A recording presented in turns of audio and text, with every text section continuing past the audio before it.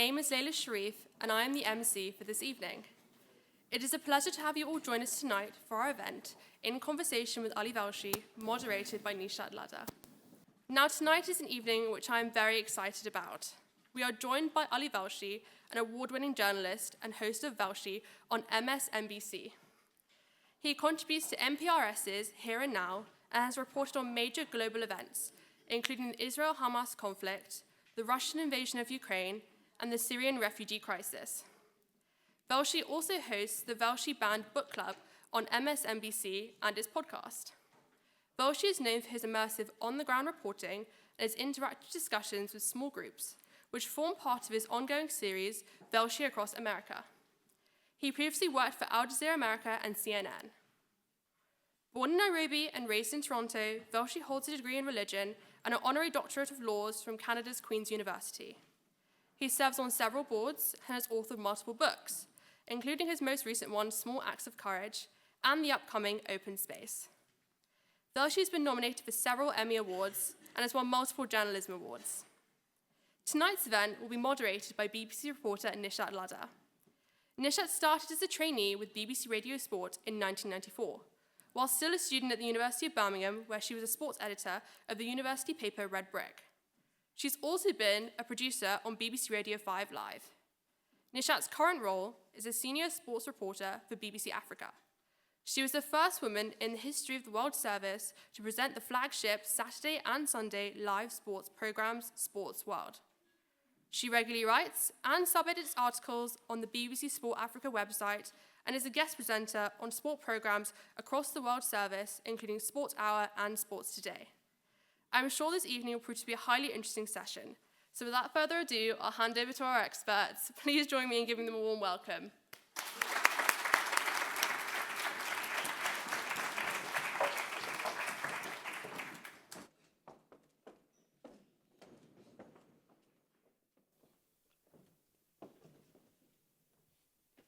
Thank you, Layla, and welcome, Ali. It's Thank you. Lovely to have you back in the Ismaili Centre. Feels like just yesterday I was here.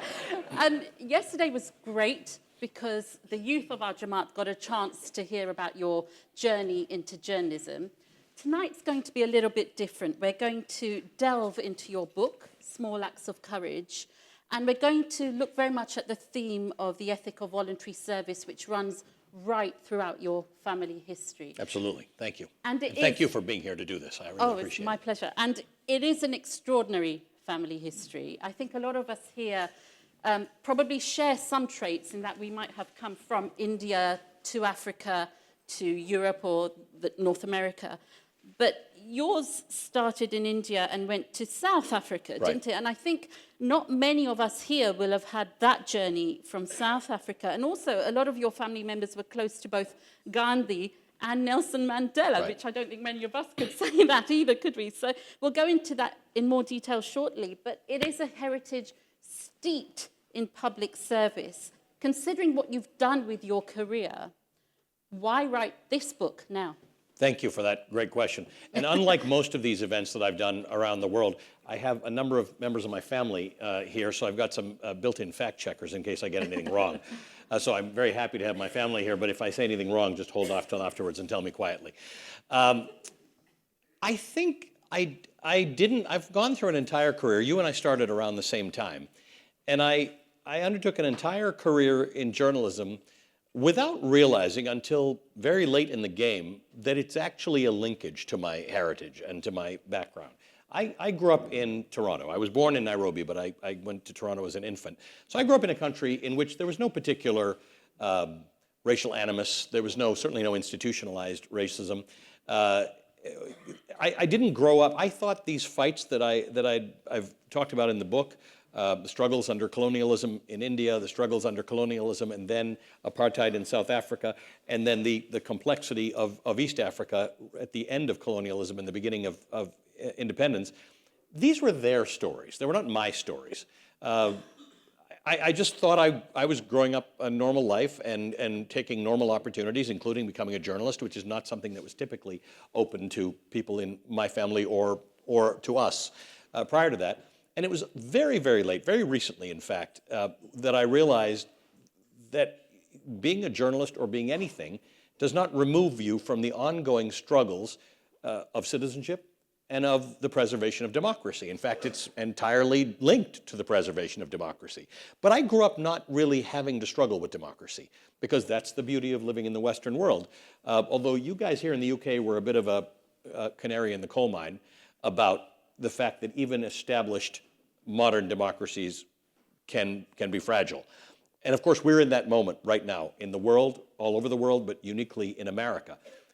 So it caused me to understand that the work to do to preserve and nurture democracy is on all of us, regardless of our history, regardless of whether we have struggled with this in the past in our own families. But it was nice to sort of figure out that I am yet just another link in a chain of people who were doing everything they could to try and make life around them, for their family, for their community, and for their country a little bit better. And that strive for democracy and that strength of feeling like you belong, Yes. of being a citizen, Yes. is very powerful throughout this book. Right. And actually, one of the things that gripped me was very early on in the book, where you talk about where you're covering the post-George Floyd Yes. murder. Yeah. You're in Minneapolis, and you get shot Yeah. in the leg by a policeman. A rubber Right. bullet goes in. And it made you really think about democracy, didn't Yes. it? Explain why. Well, I describe my citizenship as being in 3 steps to the United States. The first step being when you show up, like anybody, either you're born or you arrive.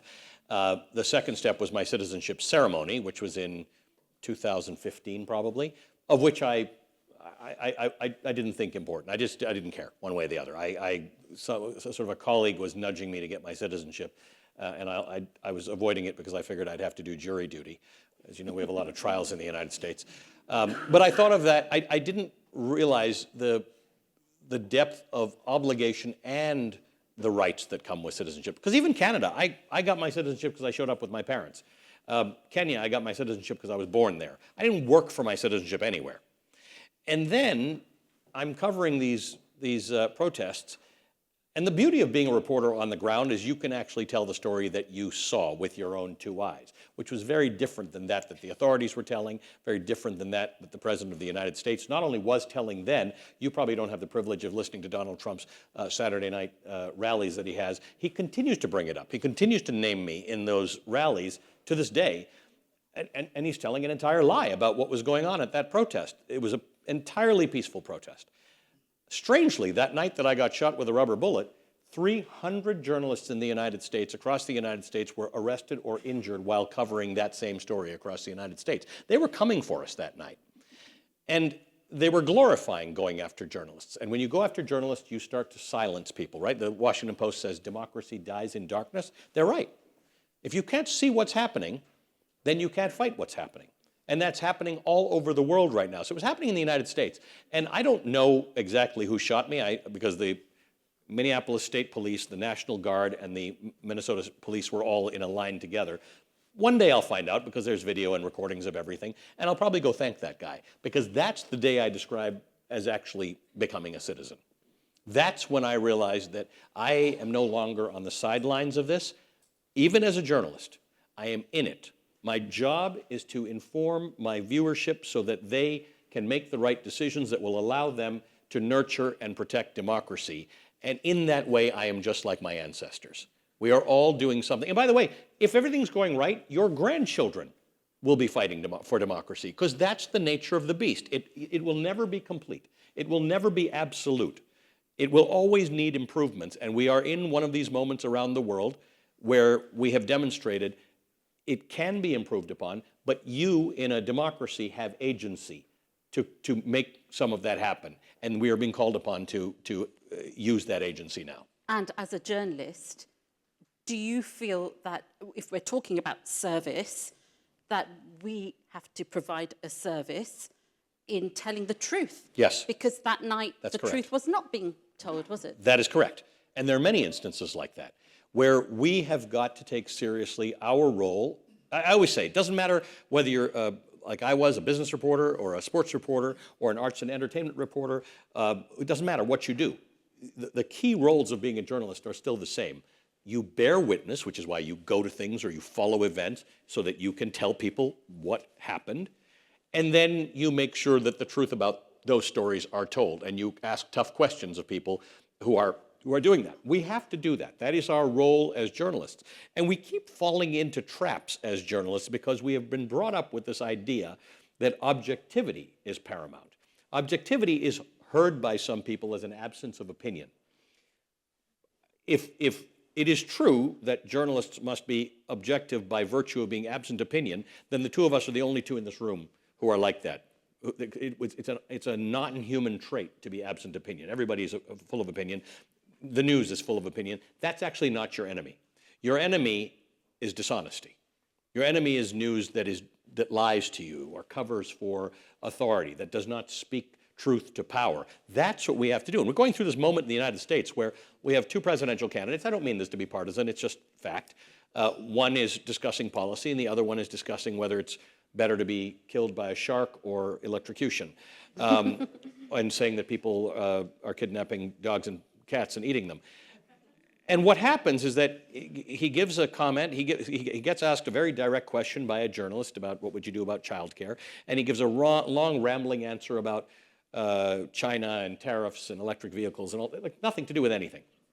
And we as journalists fall into this trap of saying what it is that he might have meant or what it is his policies might be. And I call that sane washing, as opposed to being able to say, that was really strange what just happened there. He was asked a very direct question about a policy. It was kind of a question that deserved a yes or no answer, but you can elaborate if you want to talk about your policies. But he didn't do that.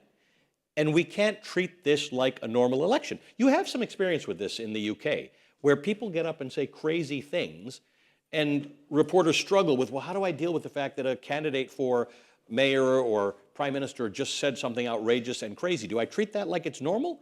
Or do I actually say that my obligation is to you, my viewers, my listeners, and my readers, to give you the truth about what just happened there, not to cover for someone. So these are the ways in which, as journalists, we can take our role more seriously without being partisan. Because I think when people say objectivity, they mean don't be partisan. Fine, I cannot be partisan. I can still tell you the truth without being partisan. Yeah. And we'll talk more about journalism and especially the US elections. Yes. In a few minutes. But let's go right back. And when you're exploring your family history, there's always some remarkable stories that are unearthed, aren't there? And the story of your great-grandfather, yeah.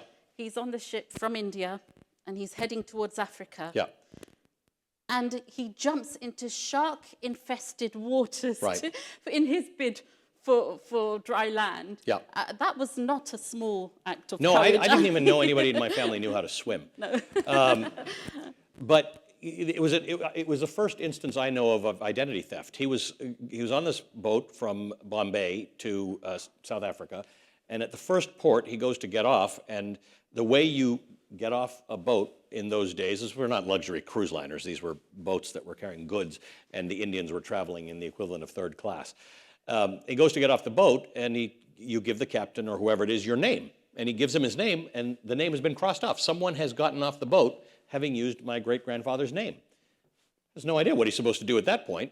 So the boat pushes off and starts going to other ports, and then is going to turn back and go back to India. And he's thinking to myself, I'm not going to be able to get off this boat. It's not going to change at any other port. His name is still... I don't know why the captain didn't think anything of this at this point when the guy tries to get off and his name's not there. He just gets to go back on the boat. But he's realizing he's going to end up back in Bombay, which is contrary to all his hopes and dreams. So he jumps off the coast of Portuguese East Africa, what is now Mozambique. I don't know, because it was at the beginning of the 20th century. I don't know if he knew how many sharks were in that water. I have since studied it. There are 7 different species of shark, let alone sharks. There are 7 different species of shark in that water. And he got to land, and then he went in through land. It was during the Boer War, and he wasn't quite sure who had won the Boer War. And if the Afrikaners had won it, he was not going to be allowed in. If the British had won it, it was going to be easier because he was Indian, so he was from a British colony. So again, these are these decisions, and this is being made back then. And I will tell you, as a guy who covers these stories, I was on the train tracks in Budapest when the Ukraine war broke out and the first people were coming in. It's really hard today to be a refugee, to be an immigrant, to show up in a country where you may or may not speak the language. You may have a cell phone, but your SIM card doesn't work. You may have a credit card, but it doesn't work in this place. You don't have any of the local currency. You don't know anything. You can't speak the language. So it was that much harder back in those days. And I think that's a tribute to all of us, our parents, our ancestors, of any faith and religion. Anytime somebody left somewhere, that is a very, very big deal. And we have to be careful on the receiving end that we don't cheapen that. We have just determined that we will cheapen immigrants and refugees and just mock them and make fun of them and treat them entirely as a threat. These are not only good, honest people, they're the people that we in these countries that have negative replacement rates and very low birth rates actually need to populate our countries and grow our economies. But the story of immigration and migration and escape hasn't changed in hundreds of years, let alone decades. Yeah, and your great-grandfather did make it. He did make it. He did make it. Land. And I grew up thinking, and my family members, I'd be interested in exploring this with them. I grew up thinking we were business people, right? We were Gujaratis. We were business people. I didn't realize they were selling stuff out of hand carts, wheelbarrows. I mean, they would fill it. One would have vegetables and one would have dry goods. I mean, business people was a stretch. They were hustlers. They were entrepreneurs of some sort. Over time, over the decades, as happens with people who are hustlers or desperate, however you want to phrase it, they developed into business people. First small business people and then sort of moderate business people. But what was interesting is as the story develops and my family went from being very small business people to actually running enterprises that were of some consequence, they bumped up against the apartheid government, which was not interested in having Indians or non-whites of any sort running businesses of consequence, but they could probably put up with it as long as they were just quietly making their money and going along with things, except for reasons that we'll discuss, my grandfather was not one of those people. He was not going to just go quietly and make his money. Somewhere between my great-grandfather and my grandfather, there became a real change and a real determination to pursue social justice and equality, and that put them right in a head-on fight with the apartheid government. And your grandfather's childhood was extraordinary because he went to go and live with Gandhi. Yeah. How on earth did that happen? So there's a population of Gujaratis in South Africa, of which Gandhi was one. Now, very different from my own family. My own family came from a part of Gujarat that was not particularly prosperous. They had done well, but they had gotten into debt because India had experienced a great deal of a number of droughts in the 19th century. Now, typically a country, particularly a big country, should be able to handle drought. But the issue was that when the British colonized India, it was 22% of global GDP. By the time the British left India, it was 2% of global GDP. They had denuded the economy. So when we have discussions about whether colonialism was a good thing or a bad thing, I can entirely say it was a good thing as long as you were the colonizer. But India, having experienced all these droughts, couldn't fight them off. They couldn't sort of shift crops around and do the things you needed to do. So my family went from being prosperous to being desperate and in debt. That's why they had to leave. So they get to South Africa, they built this up. Gandhi, also a Gujarati, is building up his law practice, and they happen to share a bookkeeper, also a Gujarati fellow. So this bookkeeper says, I think you two should know each other. Gandhi lives in Johannesburg, my great-grandfather lives in Pretoria. Gandhi would get into skirmishes with the government. He would call these strikes and things like that, and then the government would want to negotiate with him. So they would call him to Pretoria, which is where the government was. But back then, it's a 45-minute drive now between the two places. But back then, it was a hell of a journey. And so he would come to Pretoria. Non-whites couldn't stay at hotels or anything like that. So he would stay with my grandfather, and he'd go about his business in the day. And at evening, they'd be sitting like we are. And Gandhi in 1906, 1907 says to my great-grandfather, the Indians here are weak. They do not have what it takes to fight the injustice of what was then the colonial government. Apartheid wouldn't become a thing until 1947. This is 1907. And he says, I am going to build an ashram, a commune basically, in which I am going to teach people how to resist authority and resist oppression. So the point was he was going to build this thing. There were going to be 70 pupils, 70 students. It was, there was no hot water, there was no running water, there was no meat. There were no beds or cots.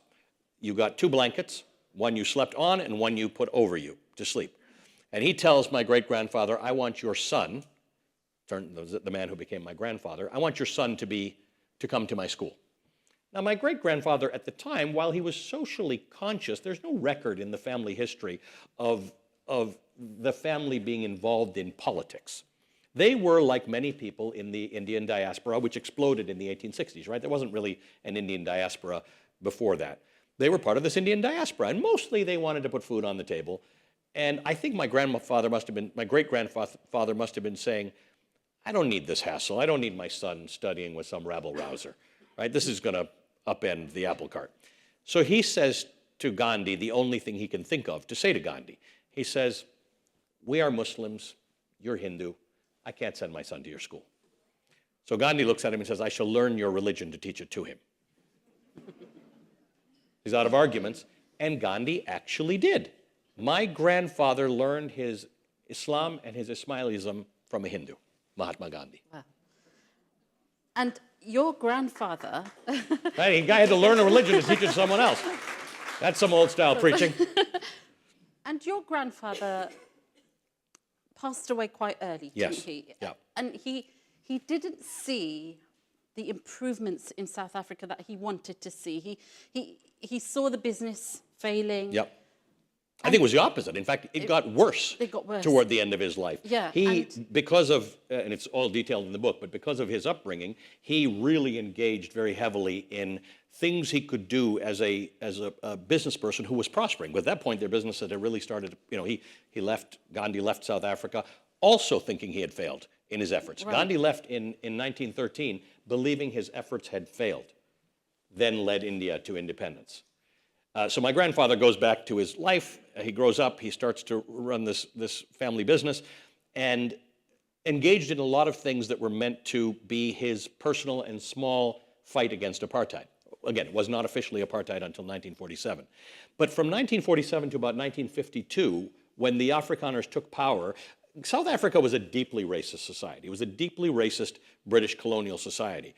And the Afrikaners, the Boers, wanted to win power for themselves. They didn't want the British handling things, but they knew one thing. They hated the British because the British put them into concentration camps. Before there were concentration camps in World War II, the British designed concentration camps and put the Boers in, and many tens of thousands of people, mostly women and children, died. They hated the British so much, but they understood that with the British, they were about 4% of the entire population. So they needed to get together to fight the non-whites. And they were very effective, as British colonials have always been, at creating separation between black people, Indian people, different types of non-white people. They always caused one group to aspire or resent another group. And it was Gandhi and Nelson Mandela and people like that who understood the power will be when we actually join the resources that the Indians and the Asians have in South Africa with the numbers that the blacks have to overcome this. So my grandfather was very, very involved. My grandfather, my uncles, my aunts, my father, they were all very involved in this effort. But it got really bad. Between 1947 and 1952-53, they came up with outlandish laws because the way to win the hearts of the white voter, because there were only white voters at the time, was to say, see what the British have done? We can do better. We can actually really show you what racism looks like. And they did. They made everything illegal. And so it just got worse in the 50s, and my grandfather finally passes away in 1961, and fully, at the age of 58, and fully thought he had failed in his efforts. What he didn't know is the success that his family would meet with, both commercial success and, in the case of my father, becoming the first South Asian elected to office in Canada. In the case of my mother, the first South Asian woman to run for federal parliament in Canada, would have won but for family obligations that caused her to withdraw from the race. In the case of my sister, who ran for city council in Toronto and was endorsed by all of the major newspapers, or me. My grandfather, I didn't meet him. I never met him. He died long before I was born. And so... But you feel a kinship to him. Of course. And that ethos is what causes us all to be what we are. And that's the same for everybody. That's the same for everybody. The ethos of those who came before you, as long as they were good ethos, influence how you think without knowing that that's how you think. Because my connection to my grandfather was my grandmother, my living grandmother, who really brought me up.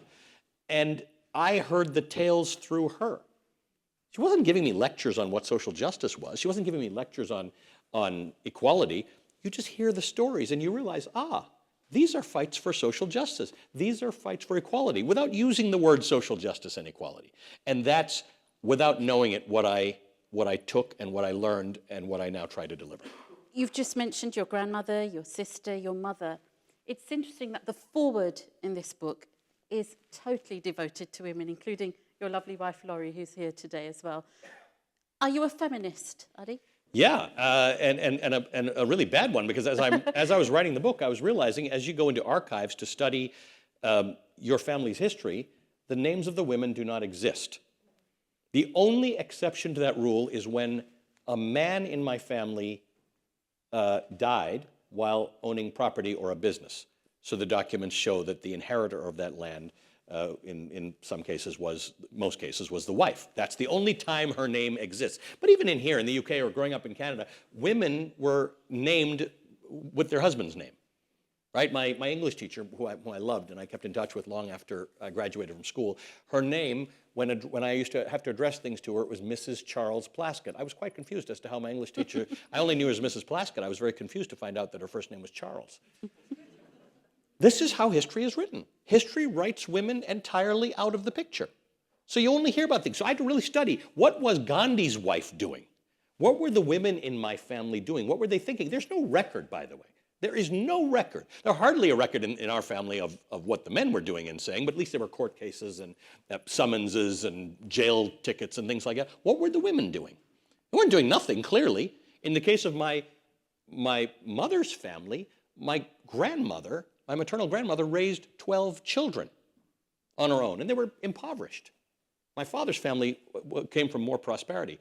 But the women were central to the operation. They were not simply adjuncts to the operation. And so when I say I'm a failed one, I was able to dedicate the book to the women in my family. I was able to tell you how their stories are not told. I was able to tell you the story of my mother and my sister and my grandmother, but I wasn't able to do more than that. I couldn't deliver more than that because more than that is not in the record. And we need to change that. When you're writing about your family and your family history, record everybody. Make sure you know what everybody was doing, because it wouldn't have existed. It can't possibly have existed with just men making decisions. And frankly, it probably would have existed better if women were making more of the decisions. But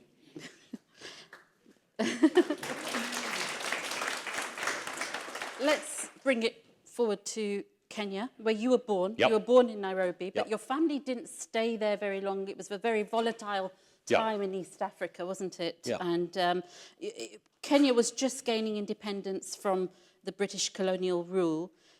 But the effects of that era had an impact, and your family decided to move. yes, and one didn't necessarily have to. My parents got to India before colonialism ended, so they were there to watch the flag come down and the Kenyan independent flag come up. And Kenya had remarkable promise as a multi-ethnic society.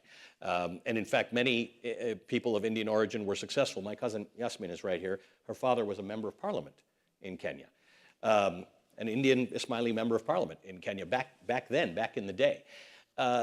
But in my parents' case, there was such a desperation. In fact, the only reason that my parents ended up in Kenya was because Yasmin's mother, my father's sister, and another sister had moved to Kenya a little bit earlier, so they had some foothold. They were going to try and make a go of it.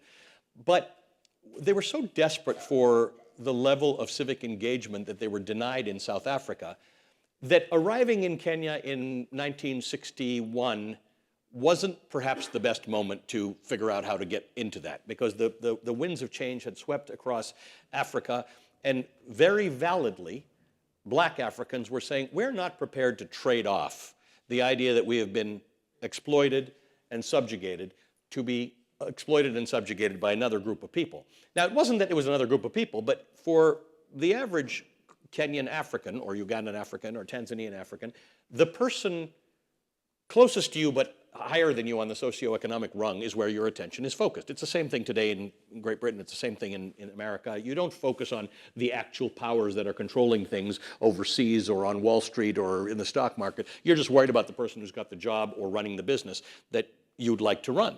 And in the case of East Africa, businesses were run by Asians, mostly. There were still restrictions about what blacks could or couldn't do. Obviously, that all ended at the end of colonialism. But my parents sort of walked in at a moment where everybody wasn't there with completely open arms. And they so desperately wanted something else, and they had in the back of their mind all the stuff that was going on that you know very well about, and many people here do, what was going on in Uganda.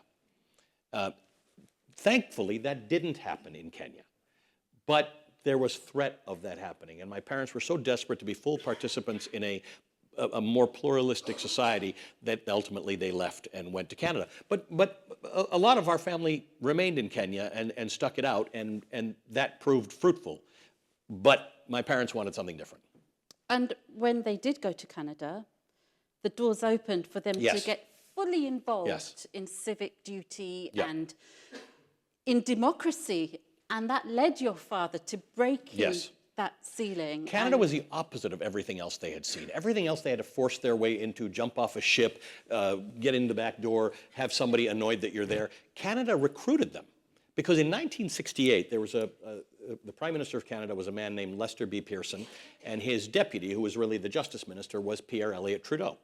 And the two of them were sitting around and realizing that immigrants all go to the UK and America. America just opened its doors in about 1965, right? You couldn't immigrate to America easily. And Canada was looking at the math and saying, we're going to have a negative birth rate. Everybody in the Western world now has a negative birth rate. So they said, how are we going to get people to come here? Because everybody wants to go to, English speakers all want to go to UK or the United States.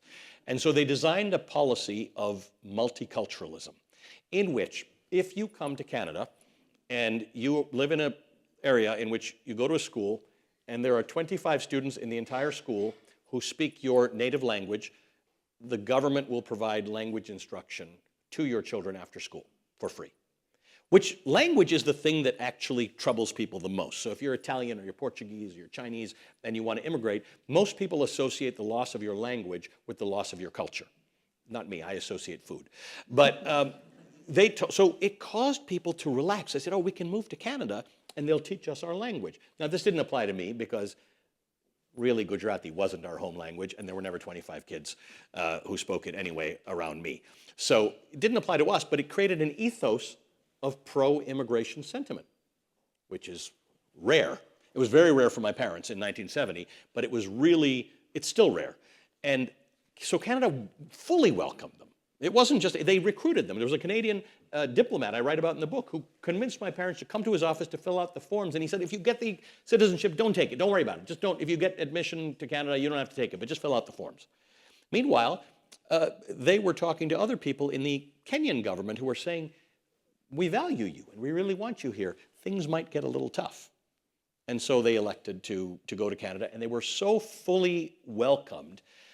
They joined all the political parties, not joined, but they attended events for all the political parties, open-minded. There was a liberal party that was a sort of centrist party. There was a conservative party, which is a right-of-center, fiscally conservative party, not like American conservatives, not socially conservative.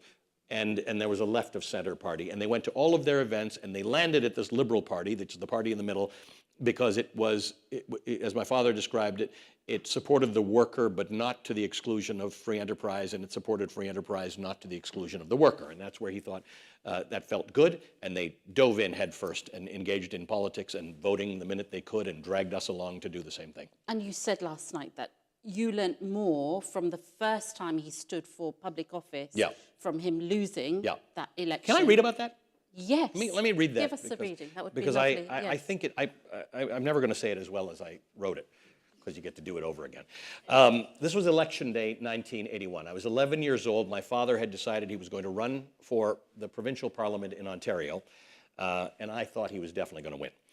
Around 6:30 that evening, rush hour had slowed to a trickle. My dad said he wanted to go back to the house and change into the suit he was going to wear to watch the election returns come in at our campaign headquarters that night. So while everyone else went back to the office to eat and wait for the returns, I rode home with my dad. After he changed and got his speeches ready, we left our house to return to headquarters just before the polls closed at 8. As we were driving, my father flicked on the radio right at 8 p.m., and as the station launched into the top of the next hour, which opened with the news of the evening's election results. The polls have closed across Ontario, the announcer said, and it's too early to tell who will form the government tonight. He then continued, but there is one race we can call. We can declare Dennis Timbrell the victor in the riding of Don Mills, Toronto. Couldn't believe it. It was literally 8:01.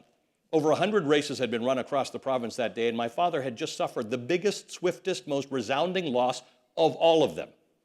I didn't understand how they could have known who won right after the polls had closed, how they could have counted the votes already. I assumed it would take hours for the election to be called. I didn't understand anything about exit polling and projections or any of that. But they were able to call it based on nothing more than the fact that Dennis Timbrell was the safest incumbent running anywhere in the entire country. His victory was as inevitable and as obvious as the nose on my face. I was shocked. I glanced up at my father, expecting him to be confused and angry as well, but the look on his face betrayed nothing but ease and contentment, which confused me. "I can't believe we lost," I said. "Of course we lost," he said with the biggest smile. "We were never going to win." "What?" I said. "What do you mean we were never going to win? What was this all about?" "We ran because we could," he said. "I stood for what I believed in. People had a chance to vote for me, and more people voted for the other guy than voted for me. That was always going to happen. I knew that, but I ran, and now that I've lost, our life goes on. We don't get arrested. We don't get shunned. Nothing bad happens." It blew my mind. For the whole campaign, little 11-year-old me had been looking up to my dad, seeing him on stage, doing the debates, thinking it was the coolest thing in the world, not understanding politics at all. I honestly believed we were doing it because we had a shot, and it was going to be so amazing when he won. When we pulled into the campaign office, I was still trying to process it. We walked in the front door, and people started to clap and cheer. There were no tears. I thought, what are you all happy about? We lost. But I was the odd man out because I was apparently the only one who thought we were going to win. My dad promptly went into the back and called Dennis Timbrell, congratulated him on his victory. It was a cordial conversation. It lasted under a minute. And that was that. My dad came out and thanked the staff. And what I remember about that moment is that everyone in the room was jubilant and ecstatic except for my father. The staff were excited because they thought we'd moved the needle. I would subsequently learn they were celebrating because my dad had taken the Liberal Party from third place to second place, which is maybe a difference of 1,000 votes. But we'd made a solid dent in the district's Conservative majority, paving the way for a real victory in the future. My father, on the other hand, was at ease. That's how I would describe him. He had done what he needed to do, and he had a look of satisfaction that it had been done. Thanks to my father, that was the night I learned that there is a deeper way to think about politics, which for so many people has become a dirty word. Politicians are all crooks, they say. The system is rigged. I don't trust any of them. And it's true. There's no shortage of politicians who provide reasons not to trust politicians. But the world is full of people who engage in politics for the right reasons. I know that because my immediate family is full of people who engage in politics for the right reasons. And on that night in 1981, that dingy old storefront campaign office was full of people celebrating simply because they had exercised their right to engage in politics for the right reasons. To this day, when I hear people run down politics and politicians, I recoil, because cynicism about politics is a luxury of those who have never had to experience life without it. And if those people ever truly lost their ability to participate in the system, they would never take it for granted again.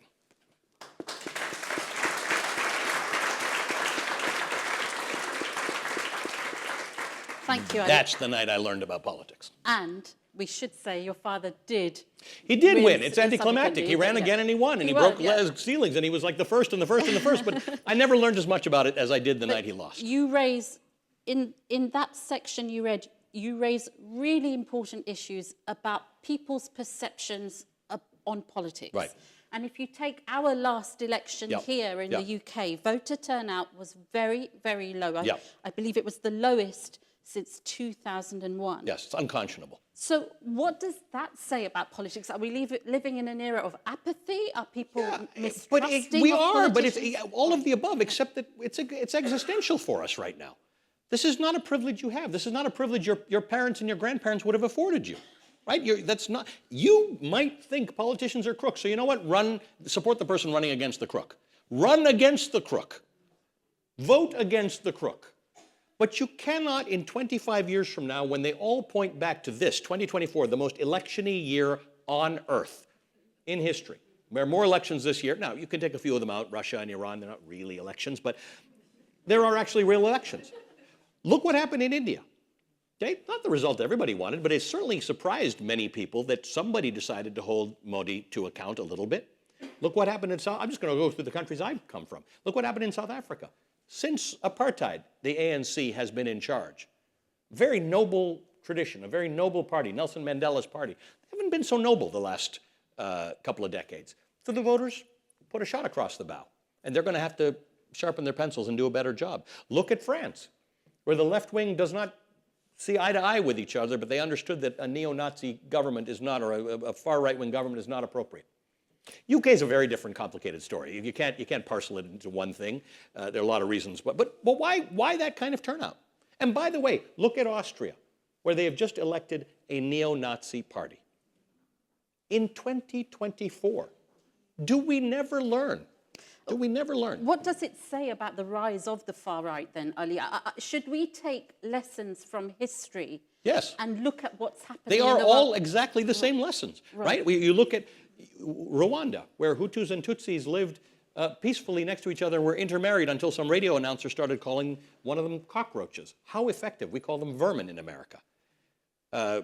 Mussolini did this. Hitler did this. I know nobody likes these comparisons because they're awful, because nobody wants to compare anybody to Hitler, but you can actually say that what's going on in some of these places is exactly the stuff that Hitler and Mussolini were doing, and it was remarkably effective.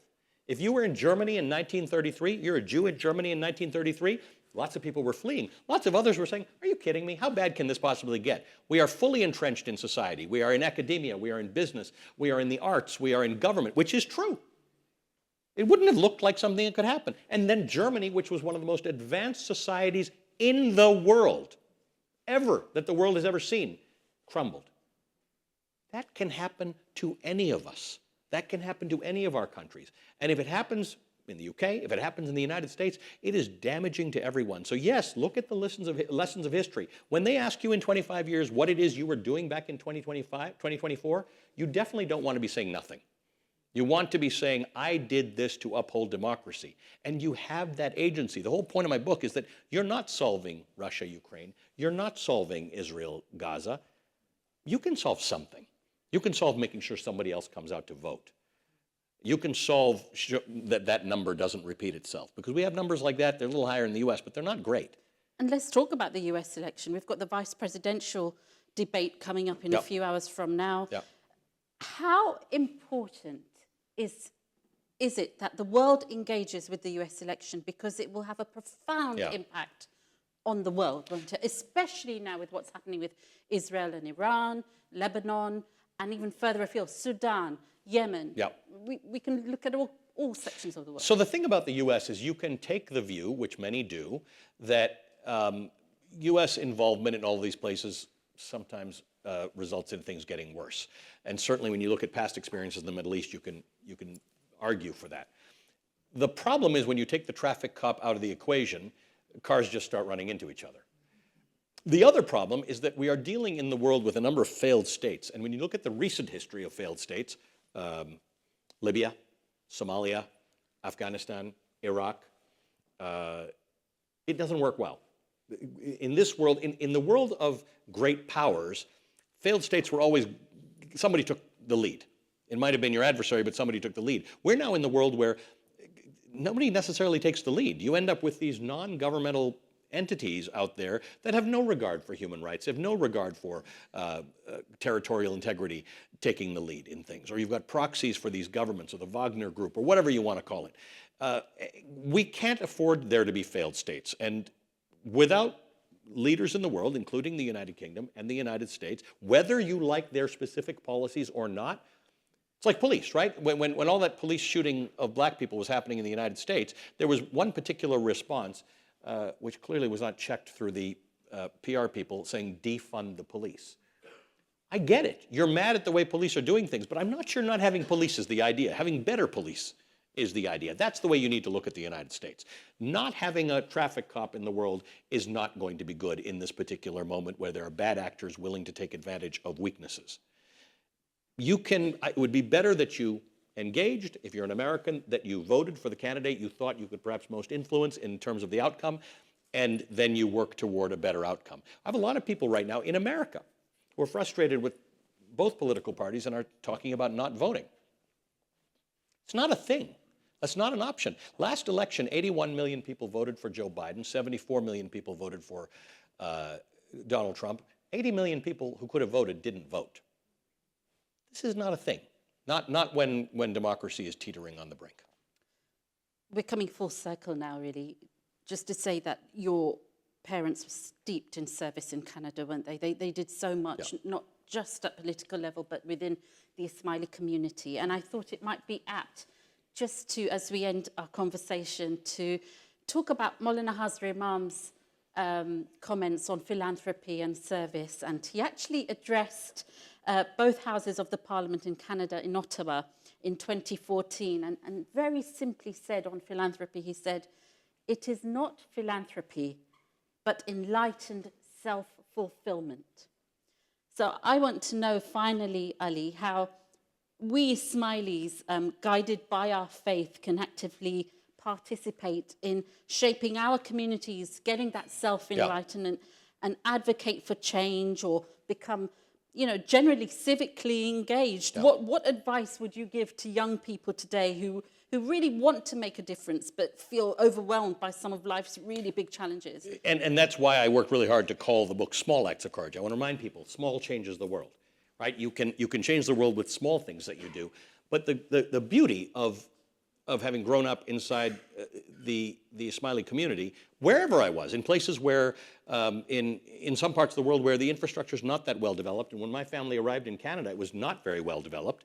We didn't have purpose-built buildings or anything like that. It was all school gyms where you rolled out the carpet and then rolled it back up at the end of the night.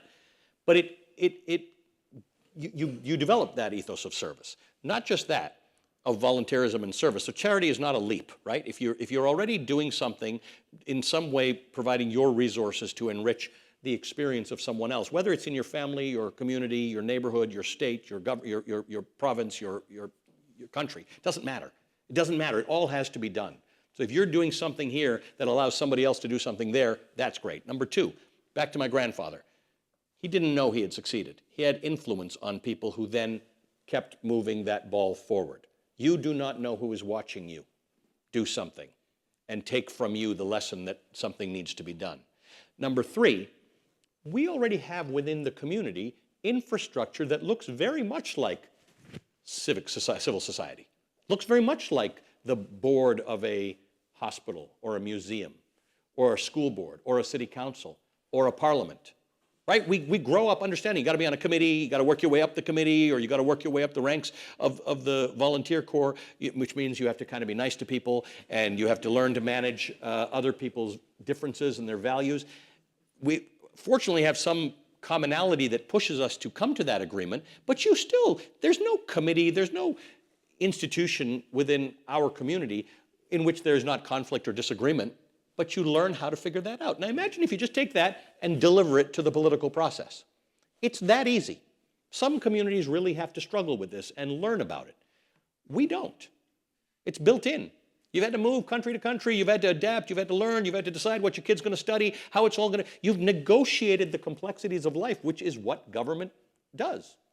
So you can be full contributors. And I know in this country, there are people who are full contributors. So it's not, you even have examples of it. But that's part of it. When you and I entered this business, it was unusual for people like us to enter this business. Absolutely. Our parents wanted a more secure thing. I think my parents looked at me a little strangely, that couldn't you just be a lawyer instead? But now we can participate in all parts of society. And that's an obligation. Citizenship is not simply a series of rights. It is a series of obligations. The main one is to leave this place better than you found it. We learned that in our community. Leave the place better than you found it. It's why there's not litter all over the place, because you know someone else is going to pick it up if you don't pick it up. Take that ethos and transfer it to government. Transfer it to politics. Transfer it to society. It's really easy, and it's really fulfilling.